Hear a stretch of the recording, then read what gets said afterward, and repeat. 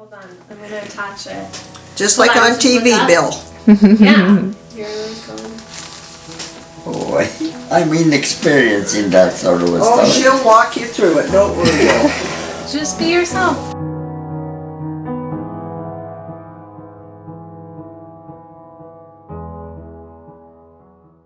We're on the record now, right? Yes. Yeah, okay. So, Grandpa, I'm here with my grandpa. We are at your home in Guelph. Yes. What's the address here? 28 Mile Drive, Perfect. Guelph, Ontario. So, Grandpa, what is your full name? Well, my original name was Harasimovich. Your last name? That's my last name. Bolesław is the first name. Bolesław Marian. Okay. Just for you kids, because you were complaining it's too long.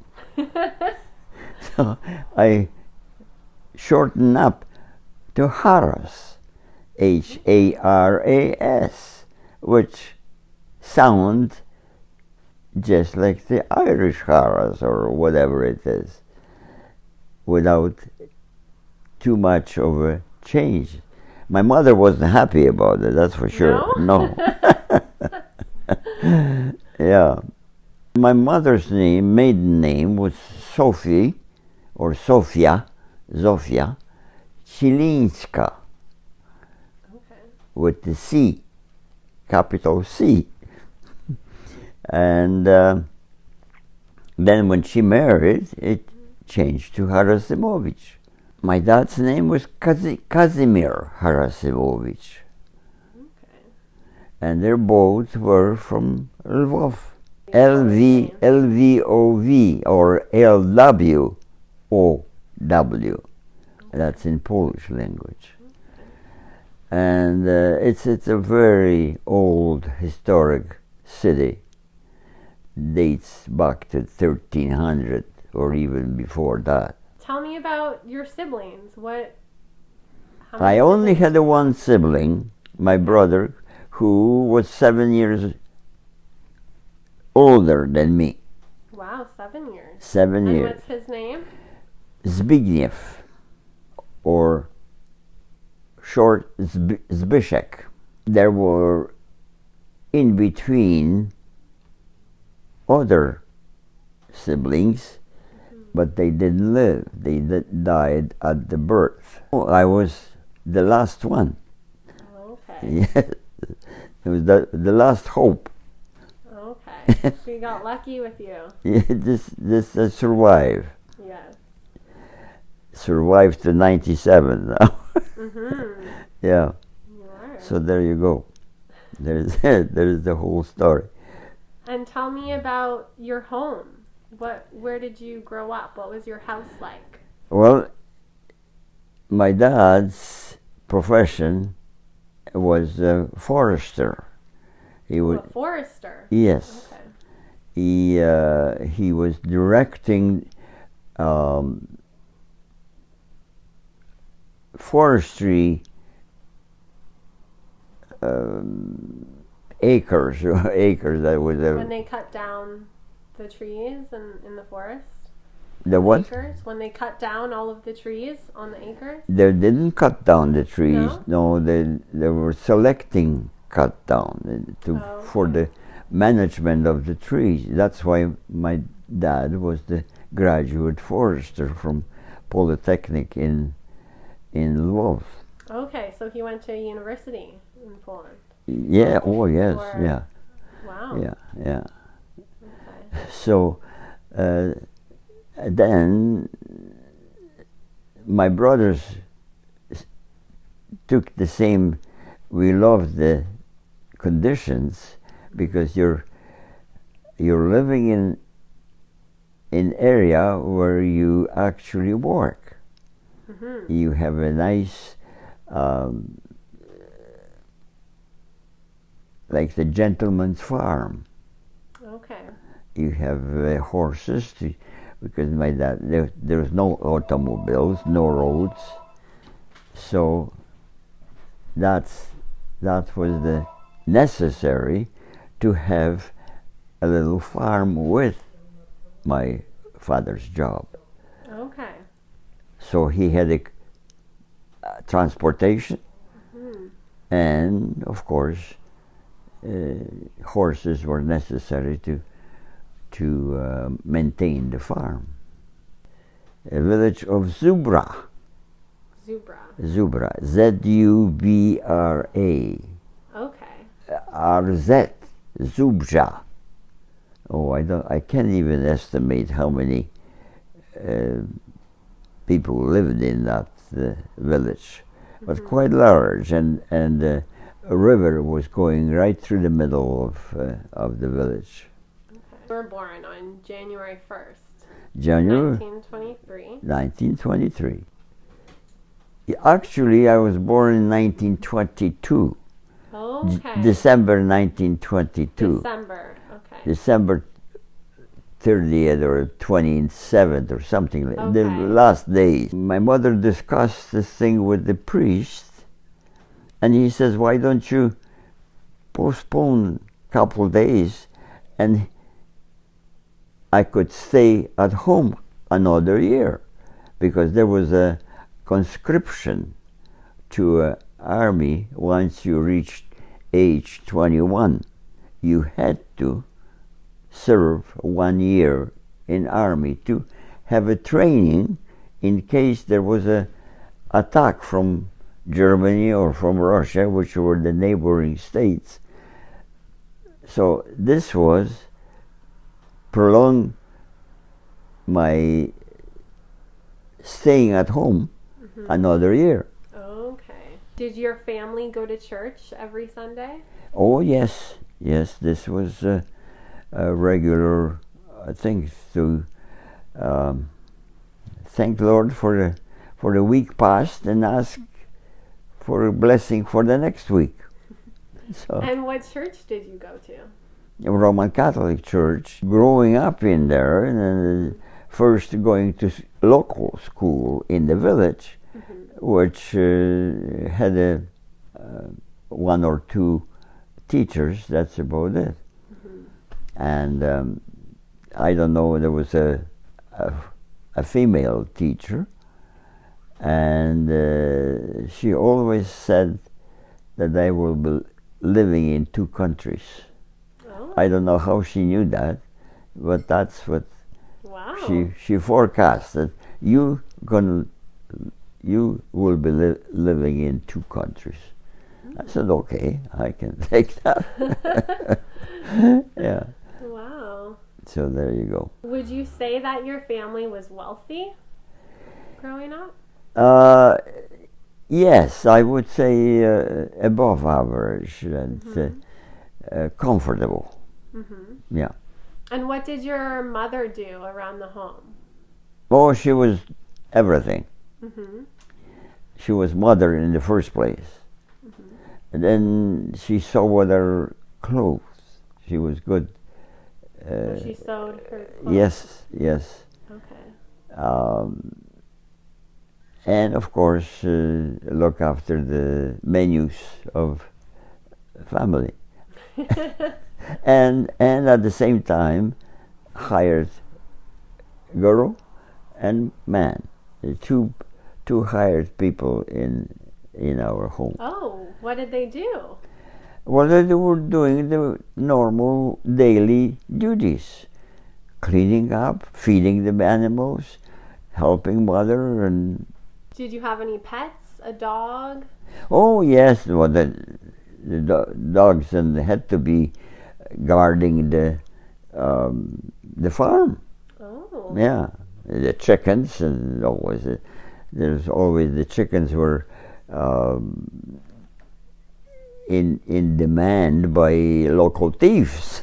Oh, people were trying to steal the chicken? So you had to lock it up, the chicken, for the night. Well, And the dogs were there to guard the things. You see, if somebody Right. show up during the night, so they barked, and my dad got up and with the flashlight or some other means of Did he flight. have a gun in the house? Yes, Yes. yes. Yeah.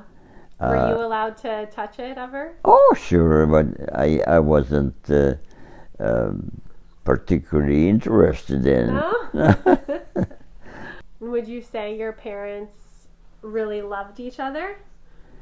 Oh, definitely, definitely. Yeah. There was, there was always some disagreement, but at the end there was always love and kisses. Yeah, I have some photos here of when you were younger. yeah. Well, this is previous one. This is not the one. This is the previous area of forestry that my dad was in charge of administering management of that acres and acres or square miles. That's better to put it in square miles or square kilometers of different timber. Okay. Yeah. And so where was this photo taken? That was a previous place where my dad was a forester, and this was quite a distance from Lvov, from the city. Okay. Were you guys staying at this house while your dad was working? That was the house that they were living in. I was born in there. Here, and then you My moved. mother is pregnant at the moment. Oh, with you? Yeah, Oh, wow. Yeah. Is this your brother? that's my brother, yeah. And what's his name again? It's Bishek. Yeah, he was just helping my mother, giving food to geese and ducks and chickens. Who do you think took this picture? Who took the pictures? Yeah, do you know? I think there was a amateur photographer Oh, okay. photographer that was friend of my parents. Oh. So they were spending a weekends and things of that nature at home, and then making the Okay. pictures. I had a whole album of the Photos. life going on. So, Grandpa, what was your first memory about the war? When did you first learn? First, it was 4 o'clock in the morning on our place where we lived, on the edge of the forest. And 4 o'clock in the morning, when it was daylight just breaking, Poland was organizing their armies to defend the country from Germans, because they were preparing for war. But Lvov was on the eastern part of Poland, and it was at least 500 kilometers away. But we knew darn well it's going to be attacked sooner or later. So the Polish government were organizing their full force, full army to face the attacking forces of Germany. But the war wasn't declared at the time, and the Polish government was recalling all young men to a report to organizing places where they be put in uniform, equipped with the guns and things of that sort, ready to defend the country. So there was in our yard, it was just full of men, full of horses, getting equipped and prepared for defending the country. In your yard? Hmm? In your yard? In our yard, in our, there is a barn, there is a straw house, there is all the things in the And middle. all the men were there? And of course, this was place that they could be made ready. And this was 4 o'clock in the morning with daylight, this daybreak, that they could start working, right? Okay. 4 o'clock in the morning, and I'm standing there on the porch, on the veranda, and I could hear a drone, sounds of airplane engines coming in.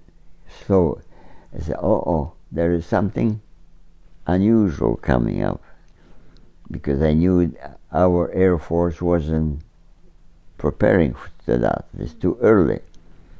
But anyway, this is a look upwards, and there's formation of a German Luftwaffe in formation of 3 planes, 1 and 2 on the sides, 1 and 2 on the sides, one after another, maybe 10 of those formations passing over. And everybody realized that they either sizing up the photographing from the air what they have to face, and I can see, you can hear it, bombs exploding, because that was the railroad network, railroad network or whatever. And this was undeclared war between Poland and Germany with bombing the railroad centers. So any communication was stopped.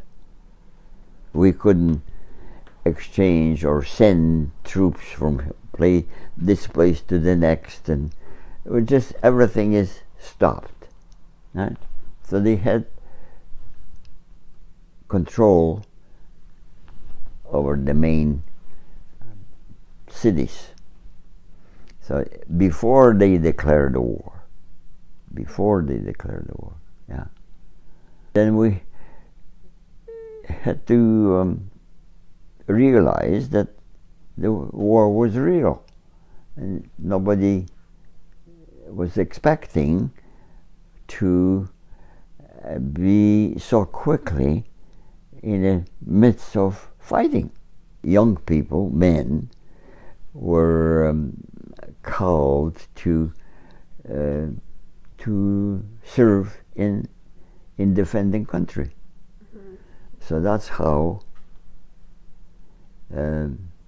this was a quickly organized defenses of places where you live.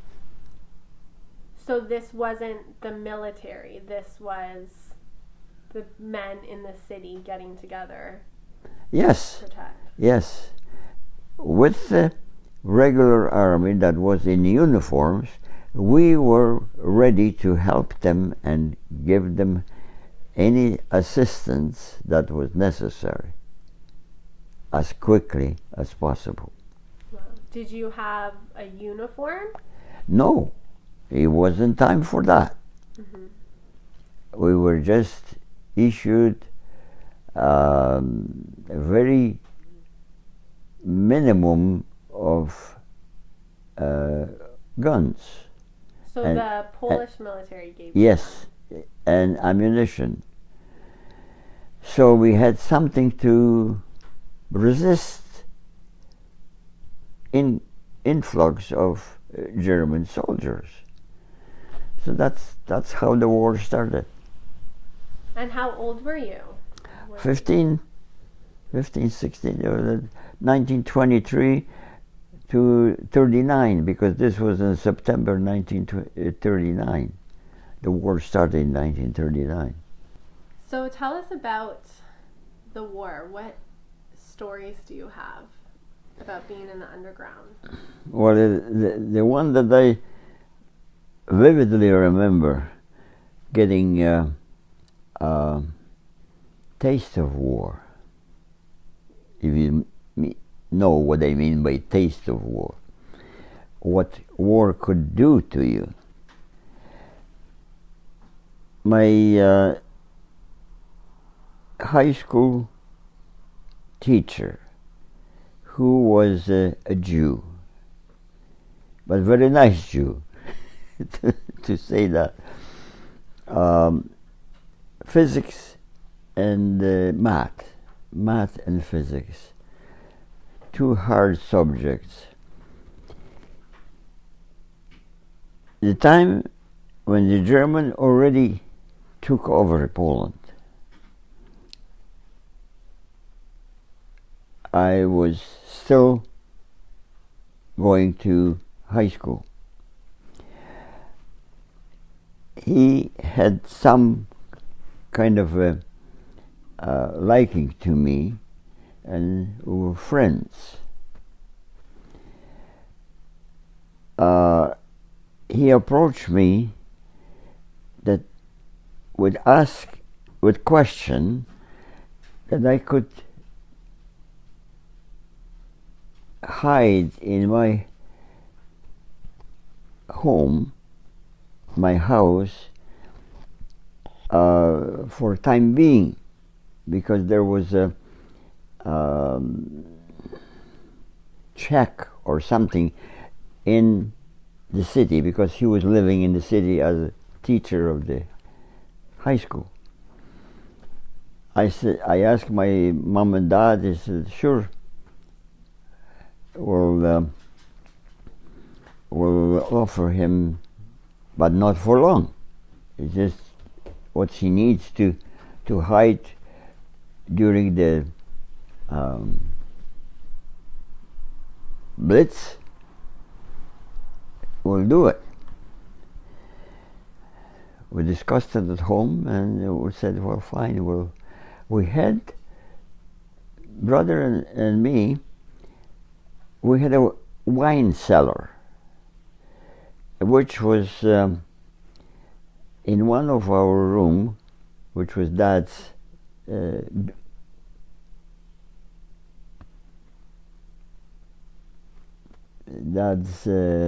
office. My dad says, "Well, you can hide them there," because there was a sort of a trap door in the floor, and then carpet was over the trap door, so it was hidden. But once you lifted up the carpet, you seen right there the trap door. Anyway, we took the risk. My parents took the risk. Since that was temporary, he needed it for a couple nights or to escape from the city, come over and stay overnight. So I told them, "Yes, you can come and stay with us." So that's what that 2 nights stretched to 2 weeks. But what was there? The trapdoor led to a little cubicle under the floor. We're inside this cellar. You can say that cellar. It's a miniature cellar, wine cellar. We took the brick wall and dug behind that brick wall another bigger room to put the bed, and you could hide there for as long as you wanted, because the bathroom needs, you took a bucket and put a bucket inside of the room. So he went in, closed the door, closed the thing. There was a fitting in frame with a wall, brick wall, false brick wall, and that was shove it in, and you could see there was a wall. There's no entry there, right? But behind that was a room with bed. So this was another thing that extended his stay, because he could feel safe. But once the German knew that he was there, took us outside and shot us right there, with no question. No question. But anyway, my parents were sports enough to agree to it. Said, yes, we'll save him. He's in tough situation. We better save him. This might just go over. It didn't. He stayed a few days there, and then they realized that some of the people that they were looking after, Jews from town, went over to the villages and hid with the local people in the village. So we said, fine, but that's too much. We're too dangerous. You better look for some other place to stay. Anyway, he was married, but he agreed with his wife. They were carrying pills, cyanide pills. Each of them carried a cyanide pill. If they didn't hear from each other, they took the cyanide pill, and that was the end. So on that sort of a conditions, we saved him, or prolonged saving for a while, but then the things was getting too hot, and he said, I better go and contact my wife, and then we'll make a decision together. Okay. So we said goodbye to him, and he went to town again. Never heard from him again. Never heard. So I don't know what happened. If he took the cyanide pill or both of them together, no idea. Anyway, that we prolonged his life for a good month or so. That's the story of hiding the Jews. Yeah. And the Germans, did they ever come into your house? Well, they were on the official business, but never in up to that point. Never as a searching, because nobody testified against us. We were just in very good relationship with people around. So once he left, we were free of any suspicion. The only thing is that there was the room and the additional hidden room with the bed ready. So that could have been question mark, but so far we were free of that. And of course came time, not as the Germans, when the Germans were in agreement with Soviet Russia. They're kind of took over. They weren't fighting between the two of them. They agree that they were sort of withdraw and communist Russia will take over. So that's another time that big changes happen. I don't particularly recall leaving the house before I had to. We always operated from the home as a base, but at the very end of it, we had to leave the house because my father was changing the position, changing the place of work. They wanted the nice house and nice arrangement there. Russians wanted to take over. So they transferred my dad to another area of forestry that was away 30 kilometers or so from this place.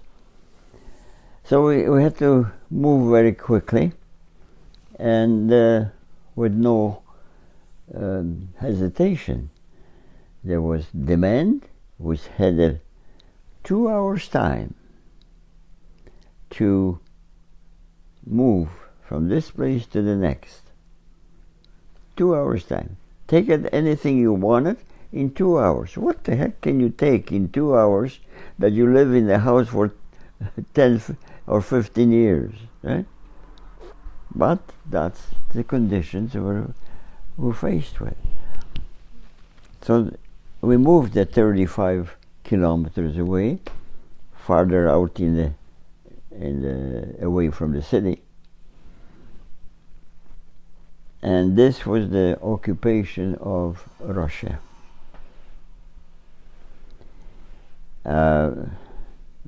Different times to German occupation. The same results, only prolonged before they execute you, or you die in the prison camp or somewhere, or taken over and shipped you to Siberia.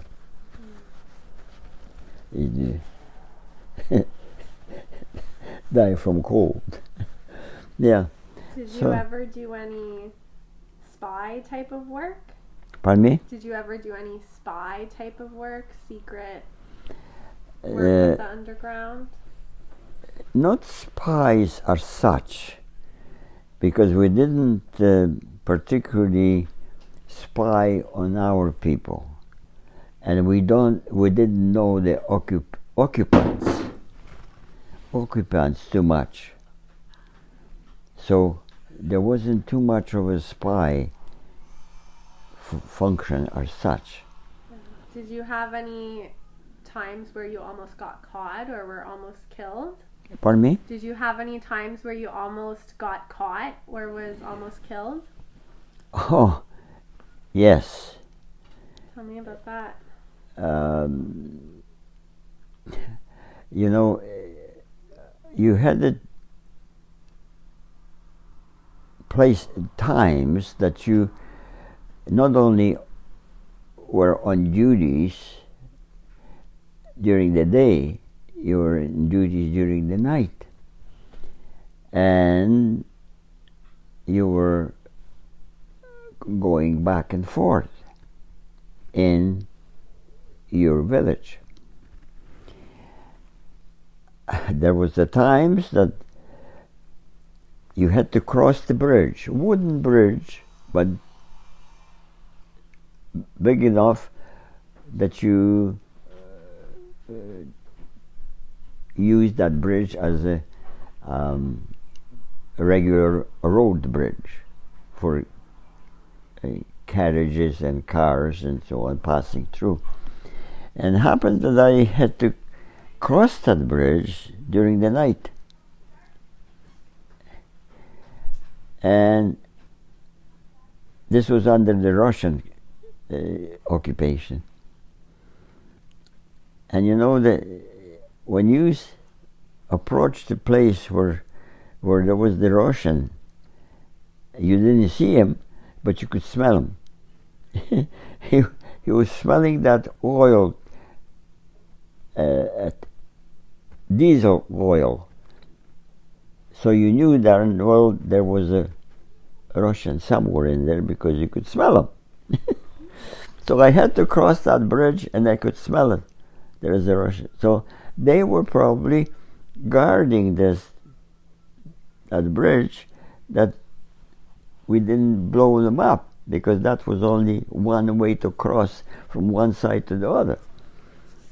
Anyway, I had a pistol, big pistol, with me, not machine gun, just a pistol, and I had to cross that bridge, and I could smell it, the tank oil, the diesel oil, and he made a quick decision: cross or turn around. I had to go, because otherwise I would be staying on the wrong side of the village. So I went across with my finger on the trigger, and I could smell the darn thing. And stepping on that wooden bridge, and you know that the timber it's shaky and squeaky. Never forget the sensation that he could be either having flashlight or something that will shine on me and shoot me on the spot. And I stepped on this thing with finger on the trigger, and slowly, not slowly, but briskly crossed the bridge. I could feel he was in the same situation as I. High tension, but he didn't act. And I, high tension, but I didn't act. He just quickly crossed the bridge. On the other side, this is the time that you really let go, you know, and felt you survive. Tell me about this $5 U.S. bill story. Well, since I was coming out of house more often than regular, and I could have been arrested along the way or something, or sent without me notifying my parents that I have to go somewhere. So I was prepared to be in condition that I could do that. So my mom said, since you never know what's going to happen to you, you have to be prepared that if you get stopped by somebody, arrested by occupying forces, we better give you something that you have a last moment of rescue. And that was American currency, because it's worth more than our own currency, with less places to hide. So my mom says, well, I have a $5 bill, paper bill, and I will sew that in your pants without knowing, without showing or suspicion that you might have something in there. So every pair of pants has a belt around you, and that belt area has a lining. So what she did, she opened up the lining, sewing edge, enough to fold the $5 bill, American fold $5 bill, and shoved in there. Not in the pocket, but in the, as a means of getting yourself free from some situation. You prepaid soldier or some other policeman or something, and you might escape. Anyway, it's something that help you in tough situation. So that was the time I carried that $5 bill in my pair of pants. And it happened that I was arrested by Russian border police. They came in to a place where I just came in too, from Krakow, on the message from Underground Army to deliver the message to the headquarters there in that village or town. There was a small town. And so I was intercepted coming from the railroad station going to the village. And along the road I see it ahead of me, a line of soldiers, Russian soldiers, stretched in line 20 or 50 feet apart, soldiers, and going across the field. So I said, there would be a contact with them. Sure enough, when we come to it, I got the order "Ruki vverch," that means hands up. So I did. Just had a satchel on my back and hands up. Comes to two of them closest to me, come around, and right away search around. Where's your gun? I said, I don't carry a gun. I don't need a gun. Well, all right. So everything was just find out. Didn't find was okay. You're coming with us. Oh, I knew that they're gonna go with them.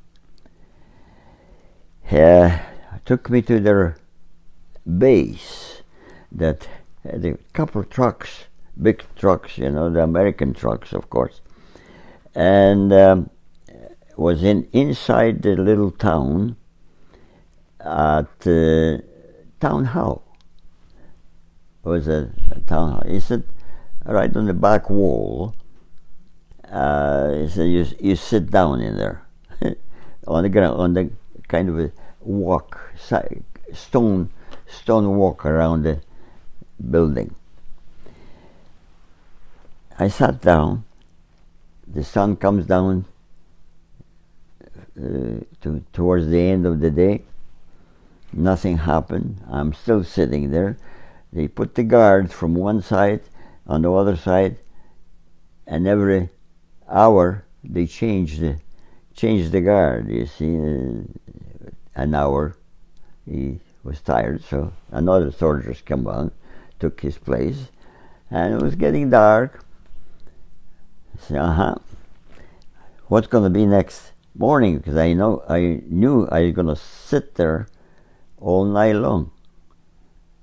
And in the next day, they're going to take me somewhere else and going to really find out what the heck I am going to that village for. My past things really torture to get the information.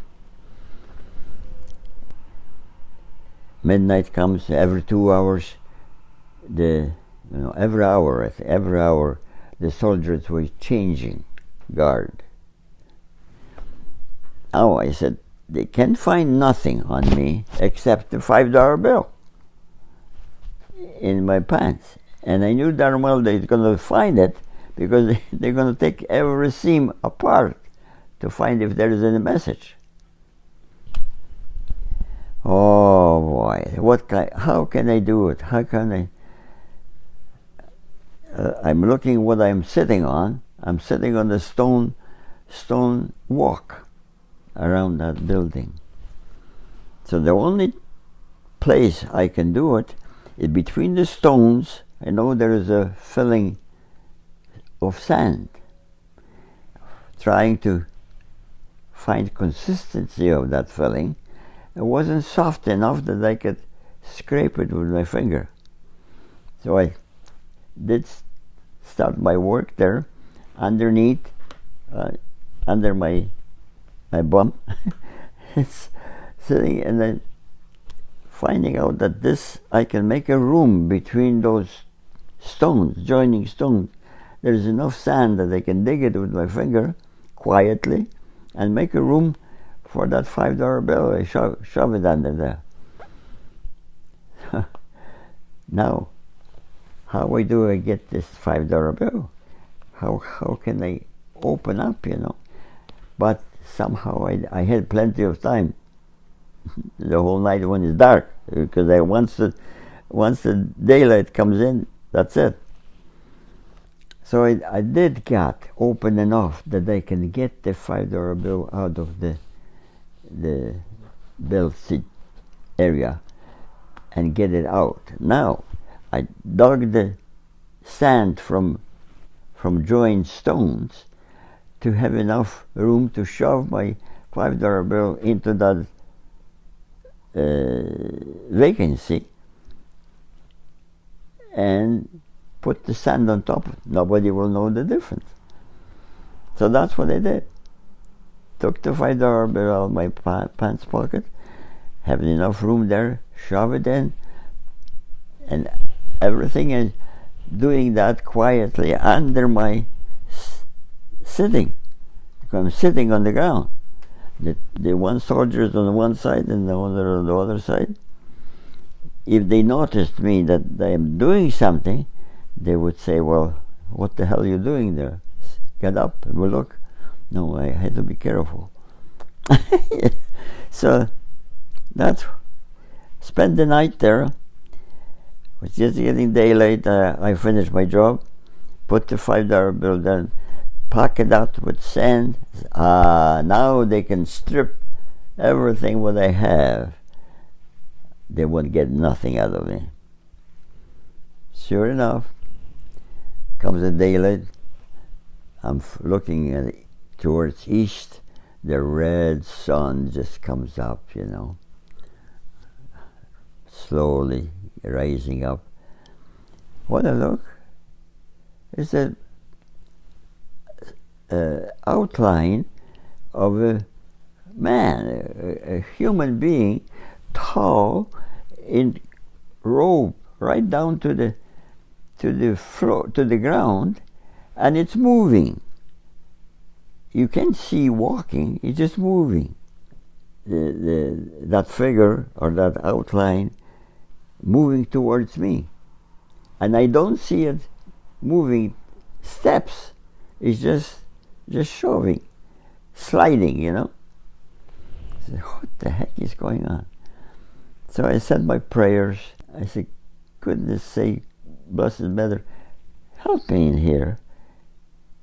If you get me out of this situation, I'm going to have a 1 week additional fast, because we have a fasting Friday, no meat. Okay, I make that things with my Blessed Mother. Fine, I'm just waiting what's going to happen next. Sure, watching this against the sun, I see that figure that was there slowly moving towards me. And it's not walking, it's just moving, just like that, sliding, like somebody has them on the rail. Sure enough, Bree comes closer. Was it another Russian? But the commanding officer, he came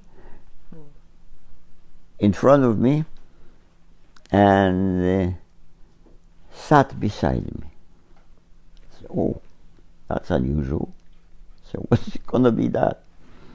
Then he turned to me and asked questions, you see, where I come, why I came there, do I have something? I have a relative in here, and I'm coming here as a student, coming for food. Mm-hmm. How can you prove that you came from Krakow? I said, I have a ticket. Okay, let me see. I said, cancel ticket, you see. Okay. Now, you have since you're not going to stay here, you have a return ticket? I knew that they warned me to have a return ticket always. So, yes, I said I have a return. Okay. All right, so everything is okay. How can you prove that you're a student at the university? I said, I have it with me. Just happened I was carrying with me the book, the attendance book, an exams book. Can I see it? I said, yeah, there you are. He looked and he was bright enough that he found it, passed the exams here and there and there. So, okay, you just last week exam. I said, yeah, I told you. Well, so why they hold you here? Why, I said, I don't know. They thought I had guns. They told me to put my hands up and search me. Okay, you can go. Just like that. So that's my encounter. That's my mission. I was delivering message to the unit in that town from Krakow, from headquarters. What was the message? I don't remember. It's something to do with the activity. So yeah. Did you always pose as a student? Oh, yeah, well, that's easier one, you see, because you had the document, and I was registered there, so it wasn't fictitious. Registered student, yeah, and University of Krakow. Oh. What were you studying? Agriculture. You sold cigarettes to get a motorcycle? This was before that happened. Before that, I was working with a friend of mine, a Third Army, American Army, needed clerks in their administrative setup. We, two of us, me and my friend, applied for that. We spoke a little bit of English, so they took us. And it was fine. I supply my friend with the fresh uniforms, and he supplied me with the fresh food, additional goodies, because we had the good food from U.S. Army anyway, but this was extra, that he had access to all the food supplies, and we always get something that we wanted. So that's the convenience of working for the Third Army. There was lots of other stories. For example, how I end up being on the west side of Poland, in West Germany. How I end up being transported from Poland to the West Germany to the prisoner camp. You were in a prisoner camp? Yes. Can you tell me about that? Yes, it's this was fortunately after the time that England declared, before that, if they intercept you somewhere and you didn't have a reason to be there, they automatically branded you as a underground army member, and you're shot just like that. There's no question asked. But England did at the time declare for each executed army member, Polish underground army, they executed a German soldier, and they stopped it. They stopped doing that, and they treated us as a regular soldier. So that's how I end up in the military prisoner camp in West Germany. How did I get to Canada? It's after the war was finished, we let go out of the war prisoner camp and ask us where we want to go. Want to be repatriated back to Poland, stay in Germany, go somewhere. So I know I didn't want to go back to Poland because I knew Russians were there. I didn't want to stay in Germany because they would fight with them. So I said, no, I want to emigrate. Where would you go? I said, well, I go anywhere. Where is future? There was a possibility of going to Australia with the next 6 weeks, I think, or something like that. Where is the next? I said, that's too far. I knew that if I go to Australia, that's way no connections there, far away. I never come back from there. So there was a Canadian on the commission, and he said, would you like to go to Canada? I said, yeah, why not? It's the same climate as Poland.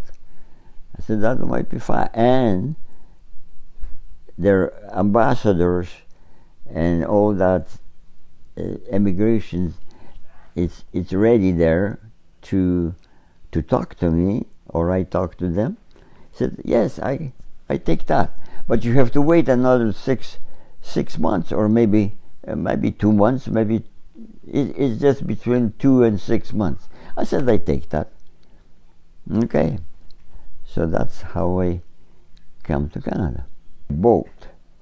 Ship from Holland to America. SS Marine Falcon. It was an American boat shipping soldiers from America to Europe. So they said, we take a shipment of displaced persons, DPs, to Canada. And you landed in Halifax? I landed in Halifax on Pier 21. But that was an agreement that I have to stay on the farm, not necessarily on the same farm, but stay on being employed on the farms in Canada for a year, the whole year. Where was this farm? In Ottawa. What time they arrived in Ottawa? Midnight. Okay. He says, well, midnight we will be in Ottawa. Well, I notified the farmer that you will be there. He will wait for you. Sure enough, we came there. He was waiting on the platform. Platform, yeah. He says, you coming with me? Okay. I shook their hands. Yeah, they had one little suitcase. He says, that's all you have? I said, yeah, that's all. Okay. How old were you? How old? Yeah. Well, that was in 48, yeah. Somewhere there. Okay. And did you have any money? Like heck. What's money? The farmer pays me $1 a day for the full year. Believe it or not, I lasted the full year on one farm. And where did you go after the farm? EBA company in Ottawa. When my contract was finished, I was just happy as could be. And what experience I had was the forestry. I grew up in bush, right? So EBA was looking for the summer crew to survey timbers in their Quebec territory, Ontario, Quebec territory, where they have their cutting rights. And I had a compass in my hand and just go in the bush after the summer was over. This information was given to the EBA company in Hull, Quebec, so they knew where and how much timber they could expect to cut, called the jobbers, to cut during the winter. That's another job I got. when the winter time cutting crew was coming into that area, I spent an inspecting that they didn't do any other cutting to make the things quicker, like us. Anyway, supervise. They kind of pile up, nicely, ready for spring thaw. Ice go, the thing's floating, and it's down a river to Hull, Quebec. Tell me about how you met Grandma. She wrote the letter. So the airplane that was delivering our mail brought her a letter. And I said, somebody wants to correspond with me? I said, well, I have all the time in the world being in the bush. Mm-hmm. So I answered that, and this was the beginning. So how many kids do you have? And tell me all their names. 7. 7 youngsters, 4 girls and 3 boys. Mm-hmm. Marty, and then Bill. And after Bill was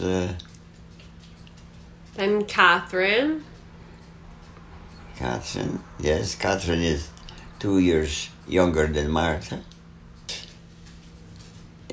I never call her Marty. I call her Martha. There's Ian. Then Mariette. And your mom. Mm-hmm. And Stephen. And Stephanie. Mm-hmm. The twins. Mm-hmm. And that was the end of it. It was enough. 28 Meyer Drive. Tell me about this house and when you moved into it and how much it cost when you bought it. 1954, I think. This was the building finished. This was the Linkmeyer was farm, and this was the subdivision.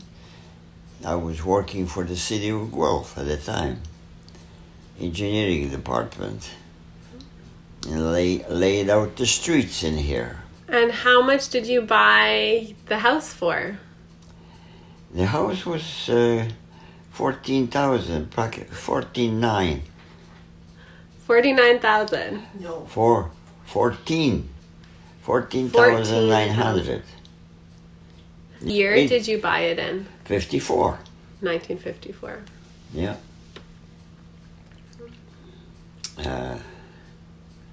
And then, of course, the Meyer Drive was opened up, connected to the Ottawa Crescent. And a whole suburb. It was a change of the whole plans. Mm-hmm. My career. Well, first, when I didn't continue with veterinary college, there was a engineering position open with the federal government in Toronto. I commuted for 12 years. What type of work did you do there? It was harbors and rivers engineering. So any new docks, channels, entrance to the harbors. This was all in the Public Works of Canada, Marine branch. The federal government had a initiated project with the Great Lakes. I was given the position of studying the erosion, preparing the maps, records, areas where its attention was necessary. CCIW, Canada Centre for Inland Waters. So there I spent 22 years producing an atlas of the Great Lakes, which I was given a copy of that and still have it. Because it's got a dedication in it, and Oh my goodness. I mean, it's really something to be proud So of. How long did it take you to do this? Oh, we had a time limit to produce that survey of the conditions in the Great Lakes. So it involved the aerial photography before with John Shaw, who happened to be a pilot, and at the same time he graduated in geography. And it was my co-worker with whom I'm still friends today. Nobody had the atlas before that was loose leaf. So, Grandpa, tell me about what you're holding. Well, this is product, or rather design of shore protection unit, concrete unit. Principle of it is to allow the water comes through, but at the same time take the energy out of wave, because the wave does the damage. Huron, Erie, and Ontario. And of course the little one, now I forgot. What was the name of the little lake? Ontario. Superior, Ontario. Huron, Erie? St. Clair. Oh. Lake St. Oh, Clair. not one of the Great Lakes. Right. St. Clair, Erie, and Ontario. Yeah. Do you have these interlocks in Poland? Yes, after I retired, I presented my ideas and my invention, because this was patented, and it's still patented, in Canada and U.S. Yes, it's 30 years. it's registered in the patent office in Poland, and it's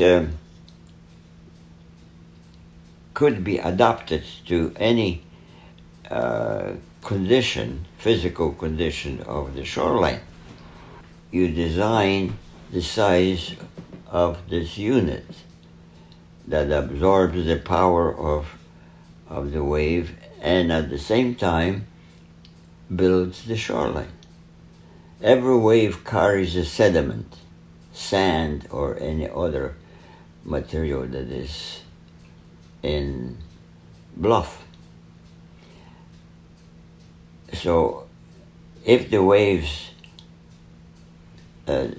recorded during the storms, according to that intensity, the unit could be increased or decreased. Concrete, reinforced with iron bars. Pillars had only one vertical iron bar in the center of each column. Water and bluff.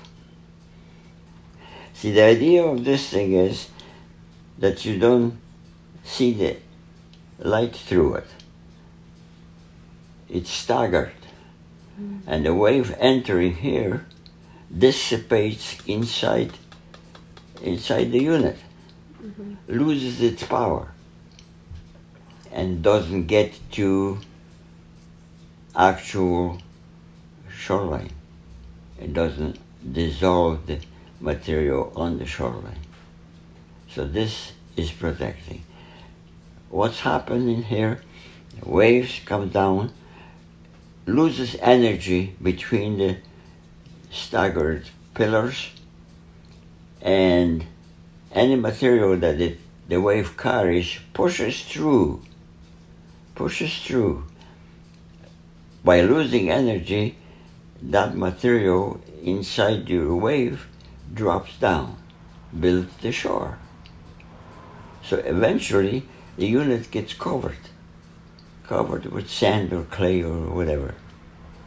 So this is the idea of protection. Installation is very simplified because a crane lifts the unit and placed on the shoreline. But predominantly it's about 10-ton unit.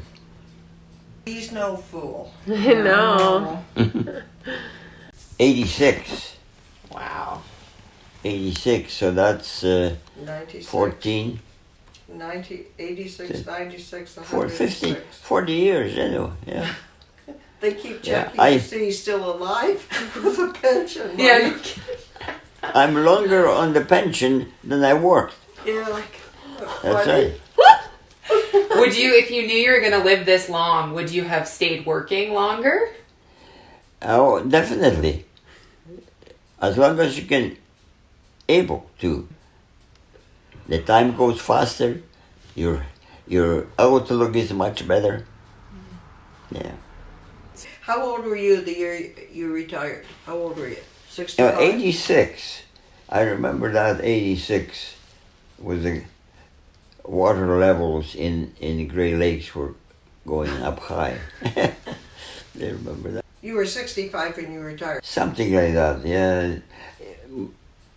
Project on the Great Lakes finished, and so they had the opportunity to limit.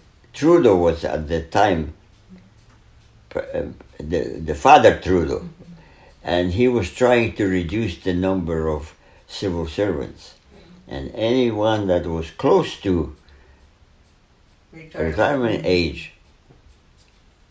Okay. I got a golden handshake. He gave me 40,000. That incentive that I retire, 40 grand. Yeah. Well, the 40,000, my wife took care of that. Yeah. What am I doing? You played bridge. Hmm? You played bridge. Well, that's in the spare time, yeah. Did you take any new hobbies? Did you pick up anything? I don't think so. Did you miss the water? Because you were always with water, right? Did you go see the water a lot? No? No, Okay. cottages, yes. And I regret that I didn't buy the cottage when I was in the cottage countries, building the docks for the boats and so on, you know. Could have picked it out for peanuts. Nobody thought at that time having property up in Muskoka or somewhere. Yeah. No. There are times in life that you regret, but they're gone. The opportunity comes once. Once not there, too bad. Like being in James Bay, having helicopter to my disposition. I never went ship fishing. It was just assigned a helicopter to me. We were staying there in a Mousoni, way up, and Arctic char. It's up there. Nice, much nicest meat, fish meat that you can think of. It's so delicate. You know the what's that pink? Salmon. Nothing to compare it to Arctic char. You can get it. It's the most expensive one. And we could use that chopper going there, and you know, any places that it's hard to get in, come down right at the fishing hole. Never thought about it. When did you have your first child? Was it right after you were married? Yeah, no, right after 9 months. Yeah. Mm-hmm. So you bought this house right after? Oh no, this was Catherine was. It must be 2 years because Catherine was just being born in the buggy. Was in the winter time, and the porch because that was 10-foot extension afterwards. You see, and there was a entrance right here where the cupboard is, and the 3 steps were outside, and she was in the buggy, and she was trying, you know, rocking herself, and the buggy was suspended on the leather straps, and so you could kind of rock the baby inside the buggy. So she liked the things, and in the buggy kind of move forward. Every move get closer to the edge, and finally come to the edge. Plug comes out. And yeah. Whose fault was that? Catherine. Oh,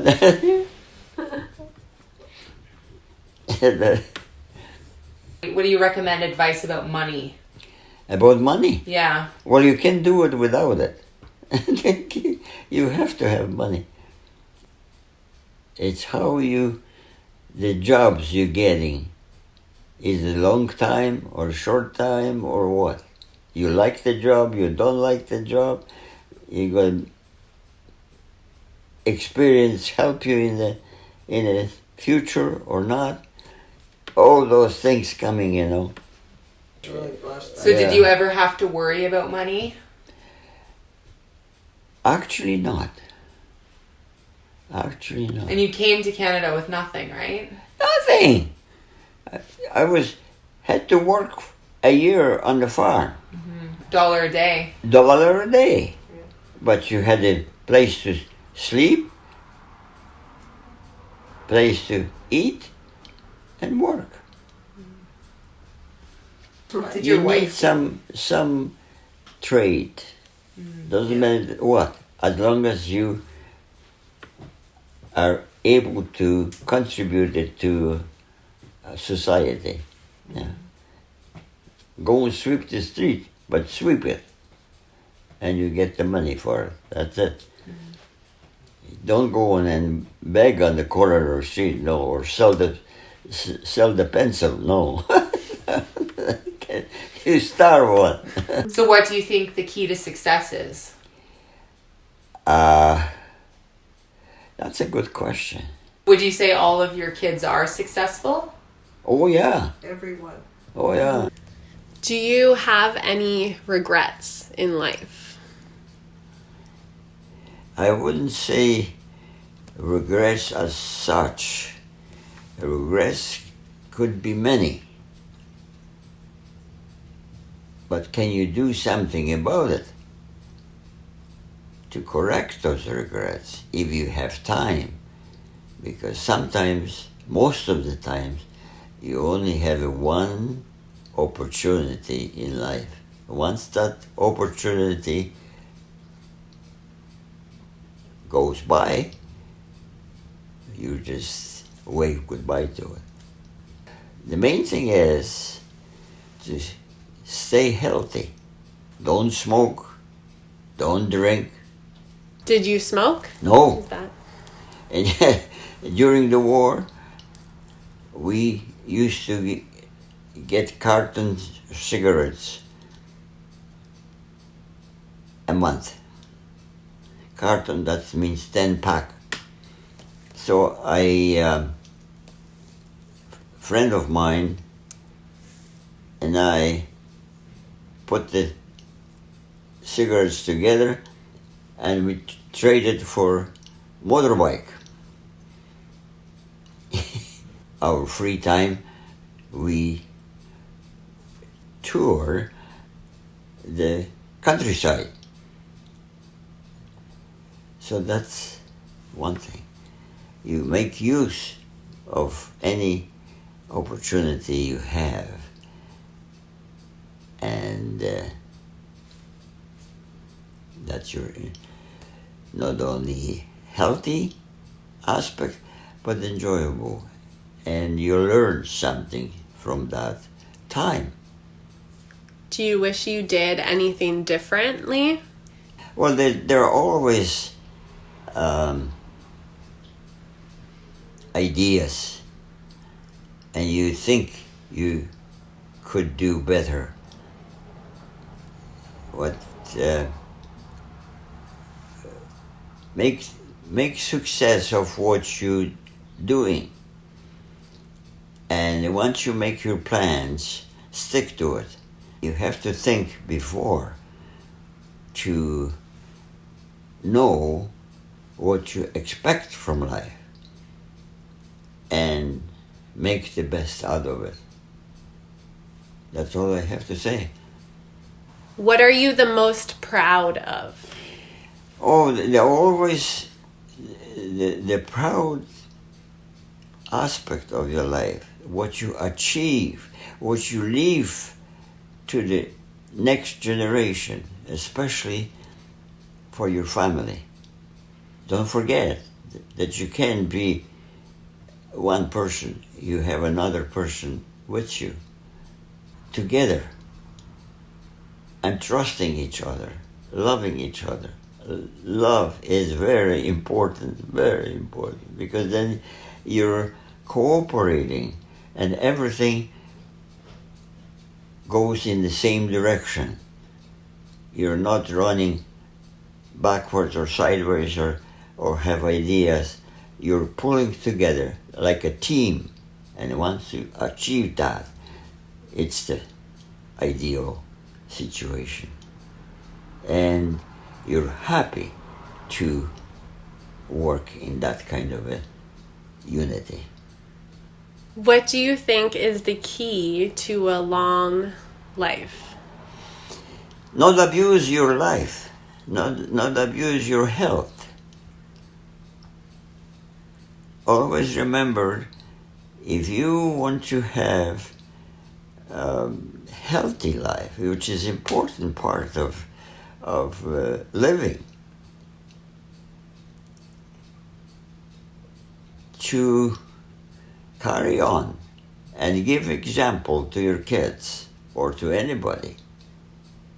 If you working in some institution, you always trying to have the cohesive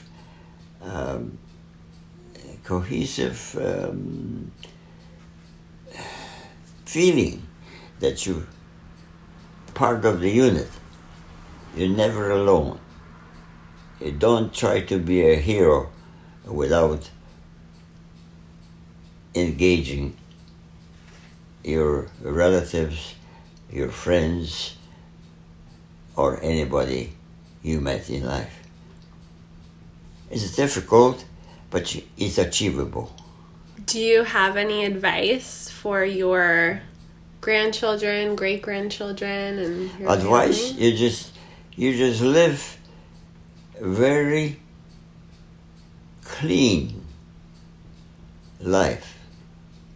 Don't go for any quick solutions. There is no quick solutions. You have to commit yourself to a project, and if you're planning in a long distance, you're that much more prepared for success. What do you think is the key to happiness? Key to happiness? Oh, there's many keys. There's one key to be a part of community, part of group, part of family, never alone. It doesn't matter what nationality they are, they're all the same. That you always prepare to extend a helping hand. Then you'll be happy, and the people around you help you to do that. Tell me about your religion and faith. Do you believe in an afterlife and heaven, and how do you feel about that? This is the part that you carry on from very beginning of your life. Your family upbringing, your traditions are so important. And I never thought that I achieved the things alone. I always talk to my Creator, because you are the part of the Creator, and who is the guy in charge is the Almighty. So do you believe in heaven? Definitely, you go and you see the horizon, and that's the end of the thing, because you don't see it any after that. So you think that's the end. You come to that point, there is another infinity. There's no end. You come to the next one, the same thing.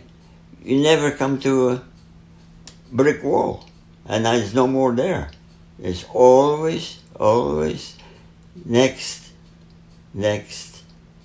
things that you are part of, and you have to make your place in it.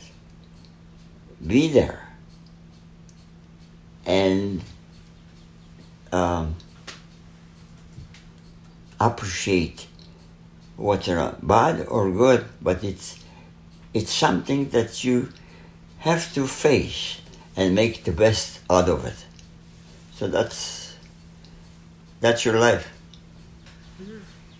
Yeah. Do you feel close to God, that you have a strong relationship with God?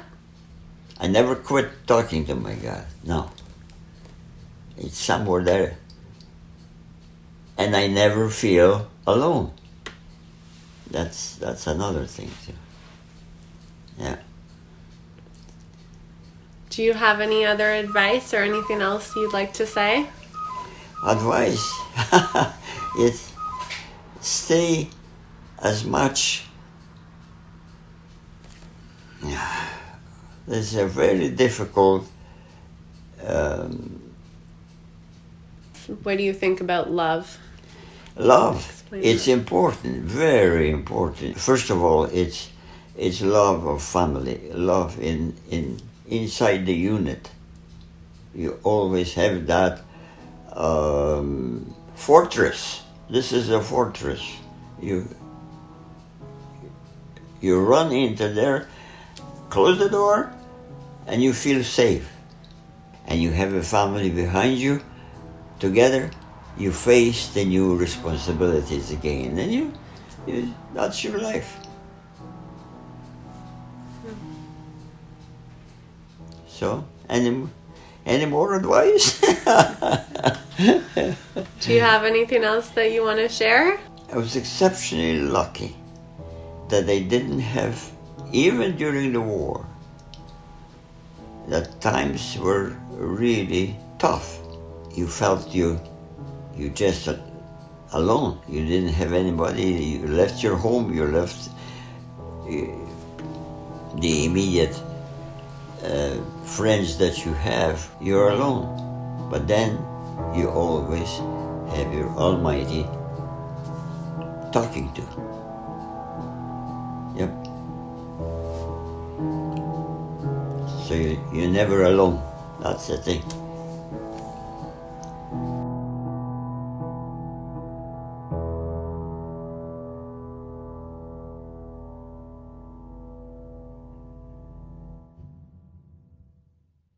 Życzę Ci szczęścia, zdrowia i pomyślności na przyszłość i w każdej chwili Twojego życia.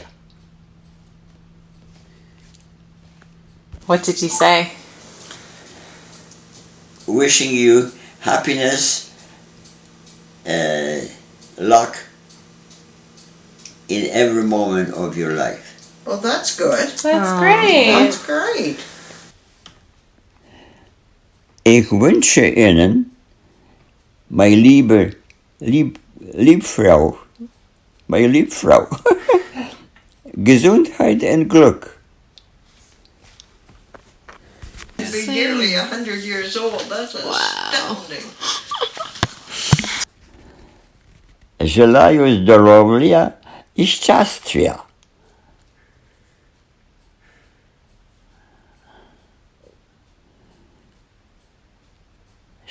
Yeah. We said German? We did Yeah. German, German, Russian, Russian, Polish. And you didn't do Latin. French. Oops, Latin. Oh boy.